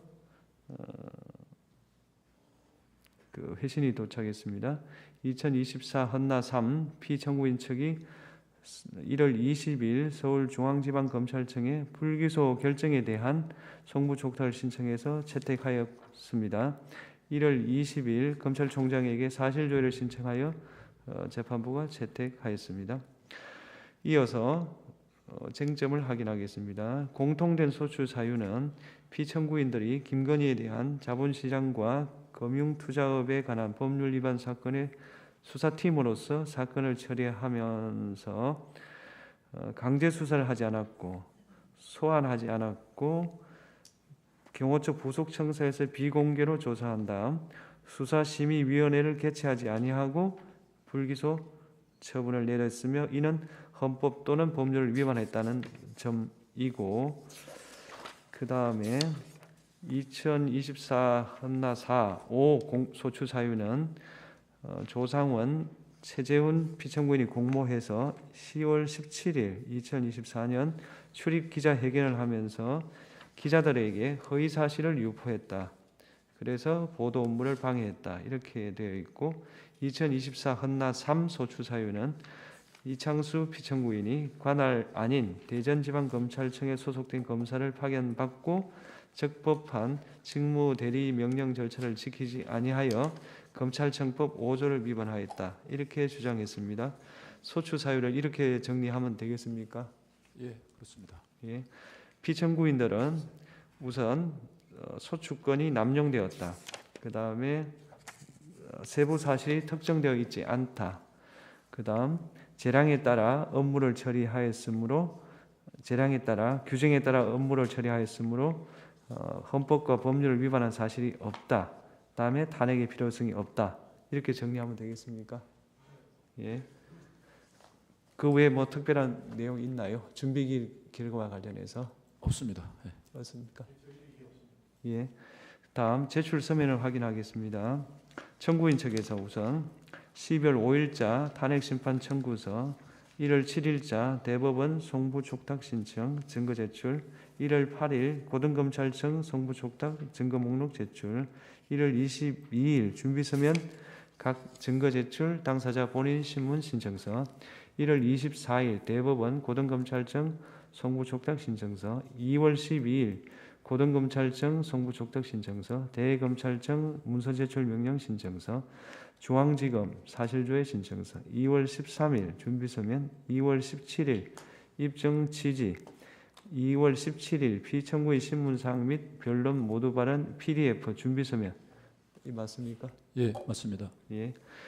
2024 헌나 3 피청구인 측에서 12월 13일 답변서 참고 자료, 12월 23일 준비서면 증거 제출, 증거 목록 제출, 12월 30일 준비서면 증거 제출, 1월 9일 증거 목록 제출, 1월 20일 준비서면 대검찰청에 대한 사실조회 신청서, 중앙지검에 대한 송부족적 신청서, 2월 10일 준비서면, 2월 13일 절차 진행에 대한 의견서. 맞습니까? 그다음 2024 헌나 4호 피청구인 측이 12월 13일 준비서면, 12월 30일 답변서, 1월 20일 준비서면, 2월 11일 준비서면, 2월 12일 준비서면. 맞습니까? 예, 맞습니다. 예, 2024 헌나 5 피청구인 측에서 12월 16일 준비서면, 12월 30일 준비서면, 1월 20일 준비서면, 2월 11일 준비서면, 2월 13일 준비서면, 증거인부서, 2월 14일 증거자료 제출서 준비서면. 맞습니까? 예, 맞습니다. 예. 그다음에 소추 사실 관련해서 확인할 사항 우선 청구인 대리인에게 확인하겠습니다. 허위 내용을 담은 보도 자료를 작성해서 배포했다 이렇게 주장을 하시면서 예. 소추 의결서에서 나오는 허위 사실하고 1월 22일자 청구인의 준비 서면의 허위 사실하고 좀 차이가 있습니다. 세부적으로 이렇게 따져보면 구체적으로 좀 말씀드릴까요? 이 상이한 점이 있는데 제 질문은 어떤 내용이 허위라고 주장하시는 겁니까? 소추 의결서가 기준입니까? 아니면 1월 22일자 청구인의 준비 서면이 기준입니까? 저희 준비 서면이 기준입니다. 준비 서면이요. 예, 국회에서 소추 의결을 하는 과정에서는 예. 좀 더 좀 명확하게 좀 확인이 안 안 된 된 게 있다. 부분도 있고요. 예. 예, 그렇게 이제 말씀하신다면 예. 소추 의결서에 언급되지 않은 내용이 있다는 겁니다. 소추 의결서에 언급되지 않은 내용이 1월 22일자 준비 서면에 언급이 되었다. 그러면 다음 문제는 그럼 임의로 추가하는 게 허용되느냐? 추가 내지 변경하는 게 가능하냐? 이 질문을 합니다. 저희들은 소추 의결서에 있는 사항의 범위 내에서 저희들이 조금 구체화했다고 말씀을 그렇게 드리는데요. 하시는 혹시 겁니다. 어떤 부분에서 지금 새로운 사실이거나 전혀 동일성이 없는 사실이라면 저희들이 다시 검토를 예. 해보겠습니다. 그 소추 의결서를 한번 쭉 보시고 예. 1월 22일자 준비 서면을 쭉 보셔서 추가로 볼 수 있는 게 있는지 예. 한번 검토를 해 보십시오. 추가 내지 변경이 있는 거 아니냐 이런 문제, 그러니까 그렇다 단정 드리는 건 아니고 예. 그런 문제를 제기할 수 있다 이런 말씀입니다. 그다음 청구인 대리인에게 다음 묻겠습니다. 국회에 허위 답변서를 제출함으로써 허위 공문서 작성 행사를 주장했다라고 주장하시는데 그게 소추 사유에 포함된 것입니까? 소추 의결서에 기재되어 있습니까? 예. 의결서에 기재되어 있다 이 말씀이죠. 예, 저희들은 그러면 두 번째 질문입니다. 날짜가 2024년 10월 17일, 10월 18일 중에서 어느 날입니까? 18일 국정감사일입니다. 10월 18일입니까? 예. 10월 18일. 예. 그 다음에 청구인 대리인에게 또 묻습니다. 소추 사유 중에 2024년 1월 18일 국회 국정감사에서 기관 증인으로 출석하여 허위의 진술을 하였다 이렇게 되어 있는데 이게 피청구인 세 분 모두 공통되는 사유입니까? 아닙니다. 그 기관 증인으로 출석한 것은 피청구인 이창수와 조상원이고요. 예. 최재훈은 예, 기관 증인으로 출석한 사실이 없는 것으로 확인했습니다. 그러면 이 부분은 피청구인 그러니까는 저희들은- 3호, 4호에 예. 공통되는 소추 사유고 예. 사유고 5호는 아니다. 예. 이렇게 하면 되겠습니까? 저희들은 피청구인 조상원에 대해서도 직접적으로 증언을 하진 않았기 때문에 네. 피청구인 조상원에 대해서도 그 부분은 제외하겠습니다. 아, 그러면 3호 예. 2024 헌나 3호의 소추 사유로 한정하겠다. 네, 이렇게 정리하겠습니다. 그렇습니다. 예, 그렇게 정리하겠습니다. 다음 또 질문입니다. 소추 사유 중에 보면은 계좌주에 대한 영장 청구 사실이 없는데 있는 것을 발표했다 이렇게 되어 있습니다. 그리고 계좌주를 소추 의결서에 보면 이모 씨라고 되어 있습니다. 이모 씨. 예. 지금 특정할 수 있나요? 예, 이승근입니다. 근자가 어떤 근자입니까? 발음이 제가 잘 한자는 저희들이 모르고요. 아니, 요런 예, 근무할 때 근자입니다. 그렇게 정리하겠습니다. 예. 그다음에 피청구인 대리인에게 물어보겠습니다. 2020년입니다. 2020년 11월 9일 기각된 영장에 기재된 범죄 사실이 무엇이고 위 영장의 범죄 사실 중 피의자 김건희와 관련된 내용은 무엇입니까? 이게 답변이 되겠습니까? 본인 재직 전이라서 좀 모를 수도 있는데요. 2020년 11월 9일입니다.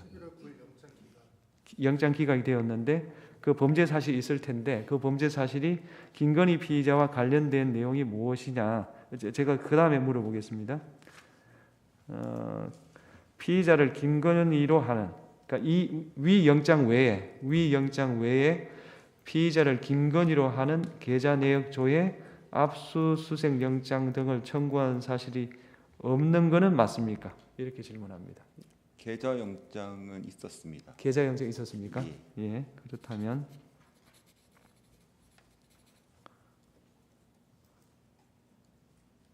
그 계좌 영장 있었으니까 그 다음 질문은 필요 없습니까? 지금 질문은 없다면 이렇게 돼 있으니까. 그러니까 질문의 취지를 2020년 11월 9일 날 영장이 기각된 것 같아요. 예. 그러면 기각됐으니까 그 영장을 뭡니까? 집행한 적이 없을 거 아니에요, 그죠? 예. 그럼 그거 말고 피의자 김건희로 하는 계좌 내역조에 압수수색 영장을 청구한 사실이 있느냐 물으니까 계좌 영장은 계좌 영장은 청구했고 했고, 계좌 추적을 실제로 진행했습니다. 계좌 추적했다. 예. 그 말씀이죠? 예. 예, 그렇게 적어 놓겠습니다. 지금 말씀하시는 분이 피청구인 최재훈입니다. 예, 최지훈 대리인이시죠. 그다음 질문을 하겠습니다. 증거 관계를 정리하겠습니다. 우선 갑제 23호증부터 60호증에 관한 그 인부를 최재훈 피청구인은 모두 동의하고 입증 취지를 부인한다 이렇게 하셨고요. 그 다음에 이창수 피청구인도 모두 동의하고 입증 취지 부인한다 하셨습니다. 그러면 조상은 피청구인은 어떻습니까? 동일합니다. 예. 그럼 정리가 됐고요. 그럼 모두 증거로 채택하겠습니다. 그다음 2024 헌나 5 최재훈 피청구인 측에서 어제 2호증 제출하셨죠? 예, 청구인 측 어떻습니까? 예, 동의하고 입증 취지만 예. 부인하겠습니다. 그렇다면은 증거로 채택하겠습니다. 송부 촉탁 신청에 대해서 보겠습니다. 2024 헌나 3입니다. 청구인이 1월 7일 대법원에 그 신청한 송부 촉탁 회신이 1월 25일 도착했습니다. 혹시 확인해 보셨습니까? 예, 확인했습니다. 청구인 측에서는 증거로 제출을 좀 하셨던가요? 저희들이 지금 검토 중에 있습니다. 복사를 아직 제출 안 하셨죠? 예, 못했습니다. 제출을 좀 해주십시오. 제출이 되면 증거 동의를 의견을 밝혀주시면 좋겠고요. 그 다음 청구인 측이 1월 24일 날 다시 대법원에 송부 촉탁을 했고 재판부가 채택했습니다. 그 다음에 서울고등검찰청에 송부 촉탁을 했고 이것은 채택하지 않았습니다. 청구인 측에서는 2월 12일 고등검찰청에 송부 촉탁, 대검찰청에 문서 제출 명령 신청, 중앙지검에 사실조회 신청을 했고요. 기록 인정등본 송부 촉탁 및 사실조회 신청은 채택을 했고 문서 제출 명령 신청에 대해서는 문서 소지인에게 신문서를 발송했습니다. 그중 서울 고등검찰청 인정등본 송부 촉탁에 대해서는 2월 14일 회신이 왔는데 대체로 공개하기 어렵다는 취지고요. 서울중앙지검에 대한 신청은 2월 17일 회신이 도착했는데 이것도 아마 답변하기 어렵다 그런 취지 같습니다. 그다음 2024 헌나 3호 사건에서 그 피청구인 측이 1월 20일 서울중앙지검의 인정송부 촉탁에 대한 회신이 1월 23일 도착했습니다. 1월 20일 검찰총장에 대한 사실조회에 대한 회신이 2월 4일 도착했습니다. 확인해 보셨습니까? 예. 피청구인 측에서는 혹시 증거로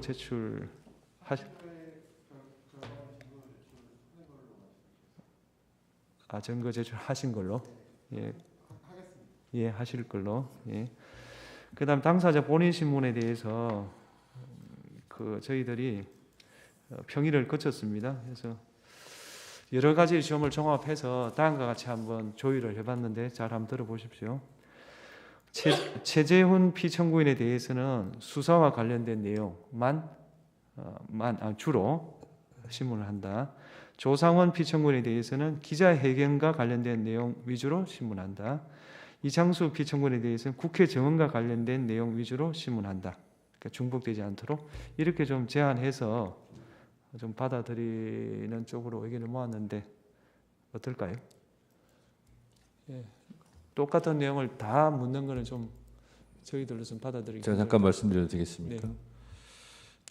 지금 재판장님께서도 말씀하셨다시피 실제로 저희 청구인 측에서는 고등검찰에서 수사하고 있는 그런 내용들이 실제로 저희들은 제일 중요합니다. 제가 소추 요지에서도 말씀드렸다시피 검찰이 사실상 재량에 의해서 양식에 의해서 수사한 부분을 세세하게 저희가 알아야 입증할 수 있는데 그것이 사실상 방법이 묘연하고 그래서 고등검찰에 가 있는 그런 기록들을 저희가 봐야 되는데 실제로 검찰에서 그것을 응하지 않고 있지 않습니까? 그러면 개별적으로 신문을 하도록 허락해 주신 것은 대단히 감사한데 경우에 따라서는 좀 다시 재차 확인할 다른 그 피소추인에게 확인할 필요성이 있을 수 있거든요. 그런 부분까지 좀 확대해서 허용해 주셨으면 좋겠습니다. 그거는 좀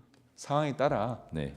재판장에 좀 맡겨주시면 좋겠고요. 일단은 그렇게 분류를 했다.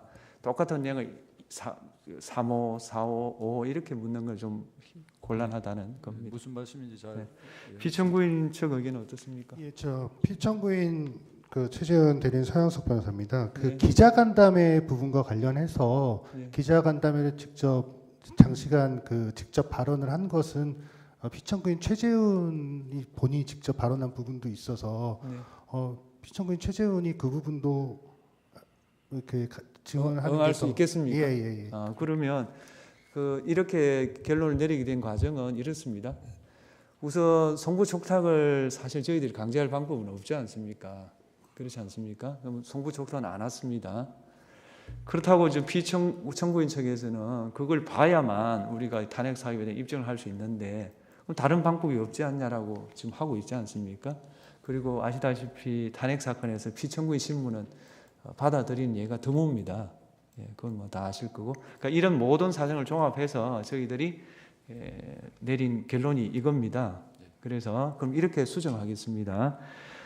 최재훈 피청구인에 대해서는 수사와 기자회견 둘 다를 물을 수 있고, 그 다음에 조상원 피청구인에 대해서는 기자회견에 관해서 주로, 그 다음에 이창수 피청구인에 대해서는 국회 정원과 관련해서 주로 묻는다. 근데 정말 결정적인 게 뭐 좀 있어야 된다.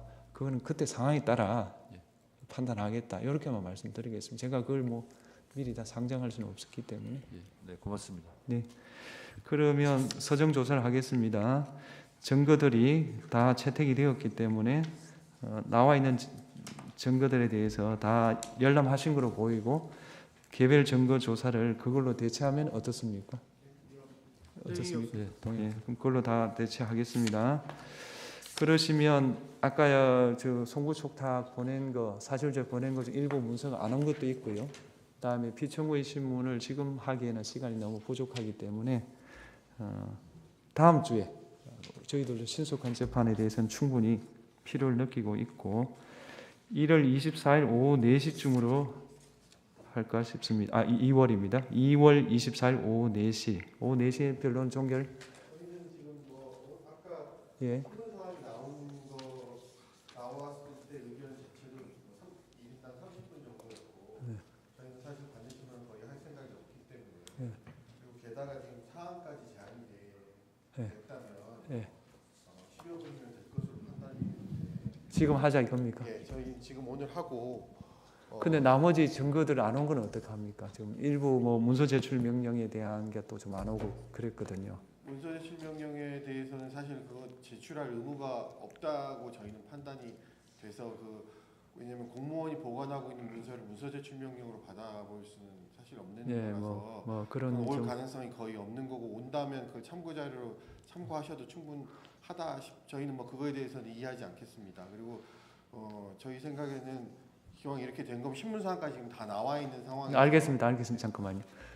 청구인 측 의견은 어떻습니까? 참고 자료를 쓰면 되지 않냐 그런 이야기. 그렇지 않고요. 그거보다는 지금 기자회견에서의 답변 내용이나 국회 증언과 관련해서는 저희 공판 기록이 지금 저희들이 12일 날 저희들이 재판소에서 거의 복사를 해서 2박스만 받았습니다. 그리고 지금 두 번째 신청한 대법원에 대한 송부촉탁은 오늘서야 지금 복사가 가능하다는 얘기를 들었습니다. 그렇기 때문에 그 안에 이제 법정에서 관련 공범들이 증언한 내용들과 다른 점 이런 부분들을 저희들이 검토해서 증거로 제출하고 신문을 해야 되는데 지금 오늘 어떻게 신문을 할 수 있겠습니까? 그러니까 첫 기일인데. 그러니까요. 준비기일에서 예. 이런 사태를 막기 위해 가지고 송부촉탁에 대한 서정조사, 서정 제출 이런 게 좀 원만하게 되었으면은 이런 일이 없었을 텐데 제가 봐도 그게 지금 제출은 안 돼 있거든요. 그래서 그 피청구인의 요구가 부당하다고 생각하지는 않지만 저희들로서는 평의 결과라든지 이런 걸 종합했을 때 다음 기일에는 종결하기로 하고 일주일 정도는 속행을 했으면 합니다. 선고기일은 어차피 저희들이 같이 병행하는 거기 때문에 그것 때문에 선고가 늦어질 거라고 생각하지는 않습니다. 재판장님 한 말씀만 더 네. 드릴까요? 절차에 관해서 길 진행에 관해서야 재판부에서 결정하는 걸 저희 따르는 게 기본 자세라고는 생각합니다. 다만 저희는 사실은 이 직무집행 상태라든지 정지 상태라든지 이런 거 고려해서 준비 절차에서부터 3회에 걸친 준비 절차에서 단 한 번의 제출 기한을 놓친 적도 없고요. 물으시는 것들 전부 다 최대한 성실하게 굉장히 많은 양으로 작성해서 냈습니다. 반면에 과연 청구인 측이 제출 기한을 지킨 게 과연 뭐가 있는지 한번 반문드리고요. 그와 관련해서 그럼에도 불구하고 그로 인해서 절차가 지연되는 피해를 피청구인이 입는 것은 적절치는 않다고 판단됩니다. 사실은 신문사항이 이미 오늘 나와 있고요. 신문사항과 관련해서 지금 말씀하시는 항목 부분이 다 들어 있어서 그 부분과 관련해서 질문하시려면 충분히 질문하실 수 있다고 판단이 되는데 그거를 굳이 속행하는 것은 한 번만 제고해 주시면 감사하겠습니다.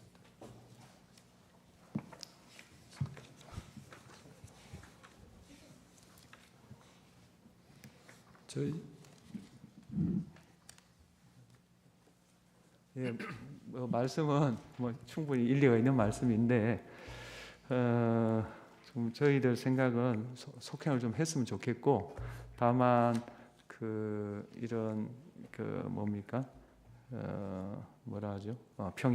평의는 어차피 계속 하고 있기 때문에 나와 있는 기록을 토대로 청구인 측 의견, 피청구 측 의견을 이렇게 대조해 보는 절차는 계속 하는 걸로 좀 했으면 합니다.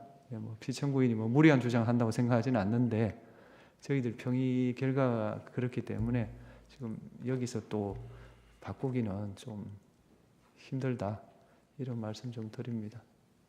혹시 다음 피청구인 신문에 허여되는 시간은 그러면 좀 미리 지정을 해주셨습니다. 그러면 어떻습니까? 시간은 어떻게 하시겠습니까? 저희들이 30분 정도씩 30분, 30분, 30분. 예. 그 정도면 되겠습니까? 이 전체 항목에 대해서 30분을 저번에 말씀을 하셨고 지금 그 오늘 서면에 그렇게 기재돼 있는데 그 중에서 지금 일부에 대해서만 질문하신다고 하시면서 30분을 다 하겠다고 하는 거는 적절치 않지 않나 싶은데. 근데 저 이창수 피청구인한테는 뭐 30분까지 안 가도 되지 않을까요? 그러니까 질문이 하나밖에 없기 때문에. 저희는 사실은 그 하나밖에 없고 사실 그 국회 증언 관련된 질문밖에 없고 해서 저희한테 무슨 30분을 묻는다는 게 저희 그러면 적절치 않아 보여서 이창수 피청구인에 대해서는 좀 줄이시면 어떻습니까? 제가 봐도 좀 지적하는 게 일리가 있어 보이는데. 20분 정도로 좀 20분 제한해서 해보겠습니다. 제가 그러면 시간은 20분으로 하되 제가 아까 주로 물어달라는 그 국회 기간적인 부분 있지 않습니까? 그걸 넘어서는 건 제가 제안하도록 하겠습니다. 알겠습니다. 예, 그럼 허락하시면 피청구인 최재현 대리인입니다. 예. 그 다른 말씀은 아니고요. 저희가 신문사항을 오늘 미리 받아봤고 네. 그 신문사항을 쭉 보니까 뭐 청구인 측에서 좀 궁금해하시는 부분도 있고 해서 예. 저희가 다음 기일 전에 좀 이 항목별로 좀 답변을 달아서 서면으로 제출을 하고 예. 그 그래도 뭐 풀리지 않는 의문이나 확인하고 싶은 것으로 좀 줄이면 조금 더 절차가 원활하지 않을까 하는 생각이 아니 근데 들어서 그거는 예. 청구인 측이 원하는 거하고 좀 다를 겁니다. 네, 그러면 그러면 다음에 이렇게 하겠습니다. 그때 순서를 어차피 피청구인 신문할 때는 따로따로 해야 되지 않겠습니까? 좀 뭡니까 좀 간단한 걸 하여튼 순서를 좀 이렇게 미리 말씀하셔서 이렇게 좀 뭐랄까요? 좀 효율적으로 신문이 되도록 어차피 종결은 같이 해야 되고요. 그렇지 않겠습니까? 이제 분리해서 할 수는 없으니까 어쨌건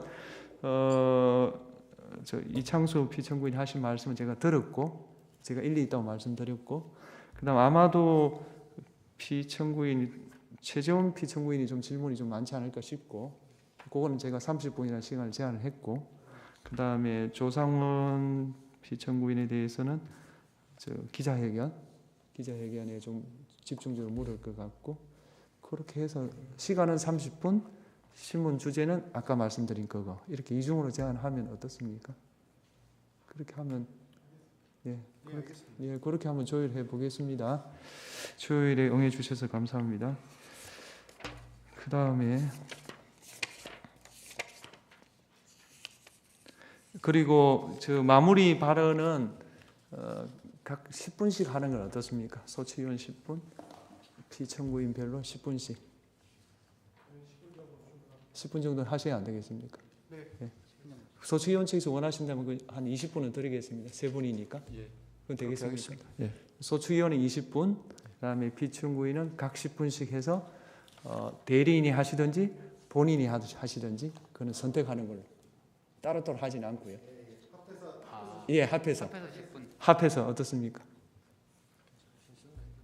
예, 그렇게 하시면 되겠죠. 예, 그렇게 조율된 것을 토대로 다음 기일에 진행하겠습니다. 다음 기일에 저희들이 사건이 좀 많아가지고 2월 24일 오후 4시입니다. 괜찮습니까? 예. 2월 24일 오후 4시 대심판정에서 제2차 변론 기일을 하겠습니다. 재판장님, 네. 저희들이 뭐 소송에 적극적으로 협조하고 저희들도 빨리 진행되기를 원합니다만 저희들이 지금 대법원에 지금 오늘 복사 연락을 받고 저희들이 복사를 해서 재판소에 전달해드리면 재판소로부터 저희들이 받기까지 절대적인 시간이 필요합니다. 최소한 일주일 가량이 걸리거든요. 근데 그 전까지 지금 다음 주 변론 기일까지 기록이 저희들이 받아볼 수가 없다면 저희들은 그 기록에 대해서 증거 제출할 기회 자체가 없거든요. 예. 그래서 이거를 좀 어떻게 도착했는데 하는데 입수하는데 일주일이 걸린다는 뜻입니까? 거의 그렇습니다.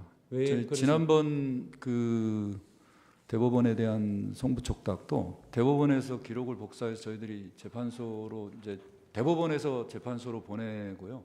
재판소에서 이제 스캔을 해서 다시 저희들이 와서 다시 가져가는 형식입니다. 그러면 사무관님, 이 사건은 무슨 잉여 인력을 동원해서라도 도착해서 청구인 측 열람하는데 시간을 최소화시켜 주십시오. 지금 말씀하신 게 보면 일리가 있고요. 저 심판 사무과 잉여 인력이 있지 않습니까? 그 사무과장한테 부탁해서 스캔을 하라 이 말 같은데, 뭐 하여튼 대부분 스캔을 예. 해서 저희들이 주시는데요. 그 절차를 최소화해서 다음 기일 전에는 적어도 증거 제출할 수 있도록 해주세요. 예. 그렇게 한번 저희들이 노력해 보겠습니다.